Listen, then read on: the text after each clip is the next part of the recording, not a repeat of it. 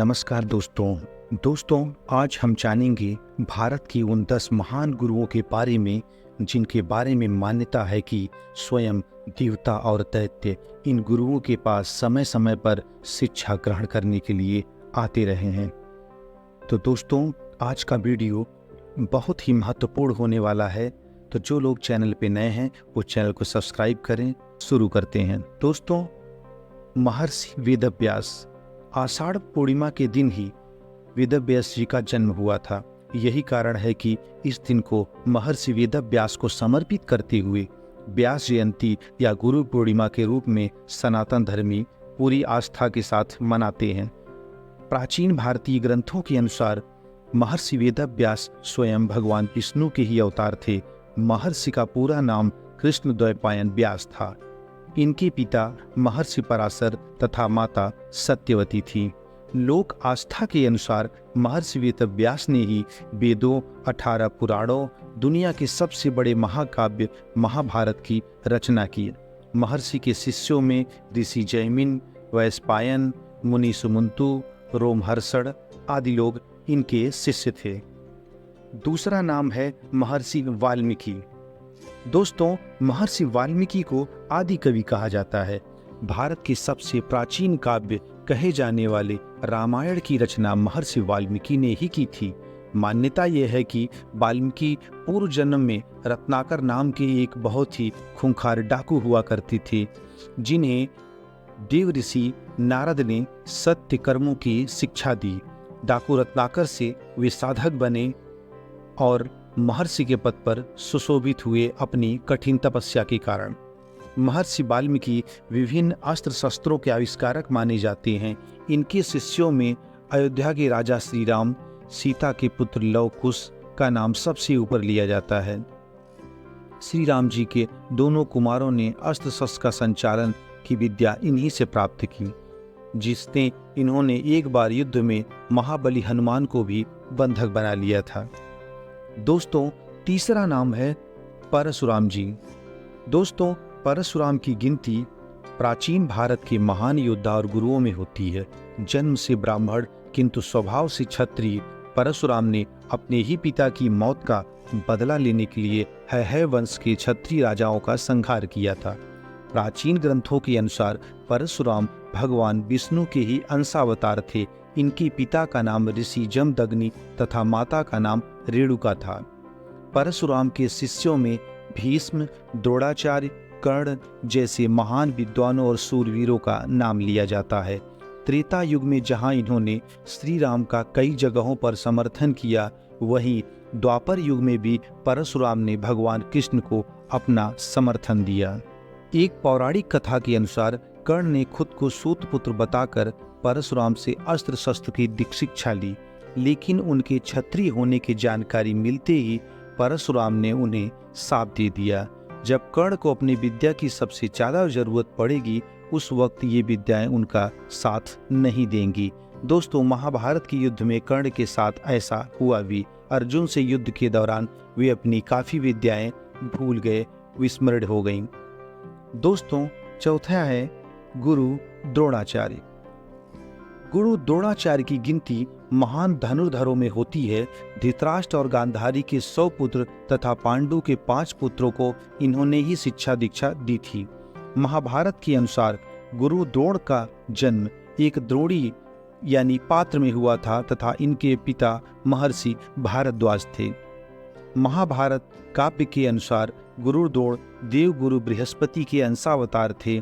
दुर्योधन, दुशासन, अर्जुन, भीम, युधिष्ठिर आदि इनके प्रमुख शिष्यों में शामिल थे। हालांकि अर्जुन द्वारा एक बार मगरमच्छ से गुरु की रक्षा करने के कारण द्रोणाचार्य सबसे ज्यादा स्नेह अर्जुन से ही किया करते थे। अर्जुन को ही गुरु द्रोण ने दुनिया का सर्वश्रेष्ठ धनुर्धर होने का वरदान भी दिया था। सनातन धर्म के महान ग्रंथों में हमें महर्षि विश्वामित्र का भी नाम मिलता है। विश्वामित्र जन्म से ही क्षत्रिय थे, लेकिन घोर तप के कारण ही स्वयं भगवान ब्रह्मा ने उन्हें ब्रह्मर्षि की उपाधि से सुशोभित किया था। त्रेता युग में महर्षि विश्वामित्र ने कुछ काल के लिए सही, लेकिन अयोध्या के राजकुमार श्री राम और उनके भाई लक्ष्मण को अपने साथ रखा एवं कई गूढ़ विद्याओं से भी परिचित करवाकर उनको अस्त्र शस्त्र शिक्षाओं का ज्ञान दिया तथा जिनका अनुसंधान करने के लिए दिव्यास्त्रों का भी अस्त्र प्रदान किया। एक क्षत्रिय राजा से ऋषि बने विश्वामित्र महान भृगु ऋषि के वंशज थे। यह भी कहते हैं कि विश्वामित्र ने एक बार देवताओं से रुष्ट होकर अपनी अलग सृष्टि की रचना शुरू कर दी। लोग ये भी कहते हैं कि नारियल का वृक्ष भी विश्वामित्र की ही रचना है। दोस्तों, 6वें नंबर पे हैं गुरु सांदीपनी। दोस्तों, गुरु सांदीपनी भगवान कृष्ण के गुरु थे। भगवान श्री कृष्ण व बलराम इनसे शिक्षा प्राप्त करने मथुरा से उज्जैनी, वर्तमान के उज्जैन आए हुए थे। महर्षि संदीपनी ने ही भगवान श्री कृष्ण को 64 कलाओं की शिक्षा दी थी।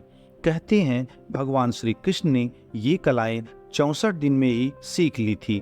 मध्य प्रदेश के उज्जैन शहर में आज भी गुरु सांदीपनी का आश्रम स्थित है। गुरु सांदीपनी के गुरुकुल में कई महान राजाओं के पुत्र भी पढ़ते थे। श्री कृष्ण ने 18 वर्ष की आयु में उज्जैनी आश्रम में रहकर शिक्षा ग्रहण की। इससे ये बात तो साबित होती है भगवान विष्णु के पूर्णावतार कहे जाने वाले श्री कृष्ण को गुरु की आवश्यकता पड़ी थी, जिन्होंने विश्व के कई गुण ज्ञानों से परिचित करवाया। पुराणों में वर्णन मिलता है कि सांदीपनी ऋषि को गुरु दक्षिणा देने के लिए श्री कृष्ण ने यमपुरी की यात्रा की और वहां से सांदीपनी मुनि के पुत्र को वापस धरती पर लेकर भी आए थे। दोस्तों, 7वें नंबर पे हैं देवगुरु बृहस्पति। दोस्तों, देवगुरु बृहस्पति जो कि देवताओं के गुरु हैं। महाभारत के आदि पर्व के अनुसार बृहस्पति महर्षि अंगिरा के पुत्र थे। देवगुरु बृहस्पति रक्षोंग मंत्रों का प्रयोग कर देवताओं का पोषण एवं रक्षण किया करते थे तथा दैत्यों से देवताओं की रक्षा करने में उनकी सहायता किया करते थे। दोस्तों, 8वें नंबर पे आते हैं दैत्य गुरु शुक्राचार्य। दोस्तों, दैत्य गुरु शुक्राचार्य का वास्तविक नाम शुक्र उसनस है। शुक्राचार्य हिरण्यकशिपु की पुत्री दिव्या के पुत्र थे। कहते हैं भगवान शिव ने ही उन्हें मृत संजीवनी विद्या का ज्ञान दिया था, जिसके बल पर यह मृत दैत्यों को भी पुनः जीवित कर सकते थे। आपको जानकर आश्चर्य होगा कि गुरु शुक्राचार्य के शिष्यों में जहाँ सर्वाधिक संख्या दैत्यों की होती थी, वहीं उन्होंने गुरु धर्म का पालन करते हुए देवपुत्रों को भी शिक्षाएं प्रदान की। खुद देवगुरु बृहस्पति के पुत्र कच ने भी शुक्राचार्य से ही शिक्षा दीक्षा ग्रहण की थी। साथ ही भयानक दैत्यों से अपने देवपुत्र शिष्य की रक्षा भी की थी।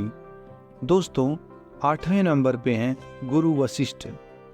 साथियों, गुरु वशिष्ठ सूर्य वंश के कुल गुरु थे। इन्हीं के परामर्श पर महाराज दशरथ ने पुत्रेष्ठ यज्ञ किया था, जिसके फलस्वरूप श्री राम, लक्ष्मण, भरत और शत्रुघ्न का जन्म संभव हुआ। श्री राम सहित चारों भाइयों ने वेद वेदांगों की शिक्षा गुरु वशिष्ठ से ही प्राप्त की।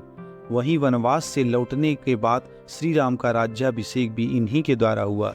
गुरु वशिष्ठ ने ही वशिष्ठ पुराण, वशिष्ठ श्राद्ध कल्प, वशिष्ठ शिक्षा आदि ग्रंथों की रचना की।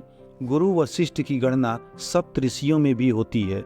दोस्तों, एक कहावत के अनुसार गुरु वशिष्ठ और श्री राम की एक प्रसंग भी है, जिसमें वो संपूर्ण ब्रह्मांडों और उसके चराचर जगत के लालन पालन में किस तरह से भगवान मदद करते हैं, उसका पूरा ब्यौरा मिलता है और कितने पुनर्जन्म के कालखंडों की विस्तृत विवेचना की गई है श्री राम और वशिष्ठ के संवाद में।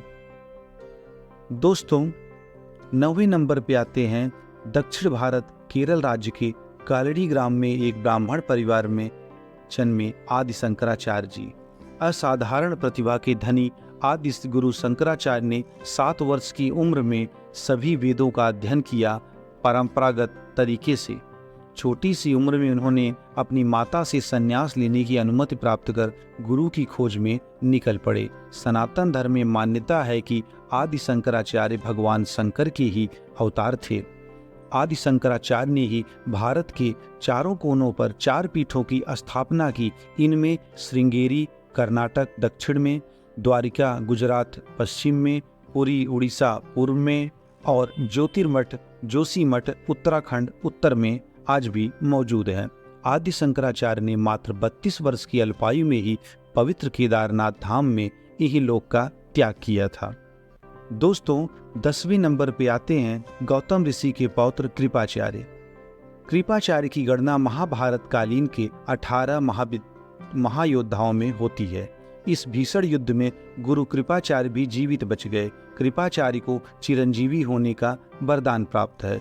भीष्म पितामह ने कृपाचार्य को पांडवों और कौरवों का धनुर्विद्या का ज्ञान दिया था।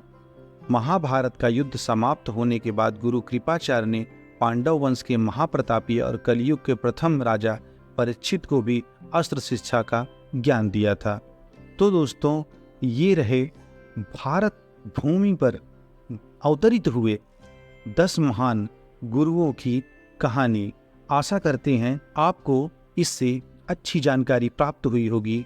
तो चैनल को सब्सक्राइब करिए।